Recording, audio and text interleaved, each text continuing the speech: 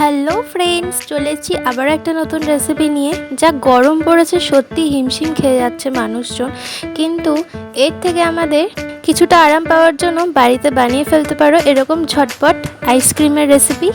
প্রথমে 500 ml দুধ খুব ভালোভাবে জাল দিয়ে নেব। ওর থেকেই কিছুটা দুধ তুলে এনে কাস্টার্ড পাউডার মিশিয়ে নেব। প্রথমে গরম দুধের মধ্যে কিছুটা গুঁড়ো দুধ মিশিয়েছিলাম, যাতে দুধটা একটু ভালোভাবে ঘন হয়ে যায়। এরপর কাস্টার্ড পাউডার, মেশানো দুধ, পরিমাণ মতো চিনি দিয়ে খুব ভালোভাবে মিক্স করব।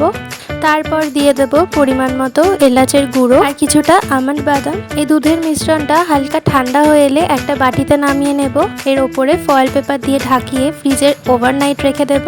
ব্যাস, আমাদের বাড়িতেই টেস্টি আইসক্রিম একদম রেডি। এর ওপরে তোমরা আমন্ড বাদাম, পেস্তা বাদাম তোমরা তোমাদের পছন্দ মতো ড্রাই ফ্রুটস ওপরে দিতে পারো। ব্যাস, এই গরমে তোমরা এই ঠান্ডা আইসক্রিম এনজয় করতে থাকো।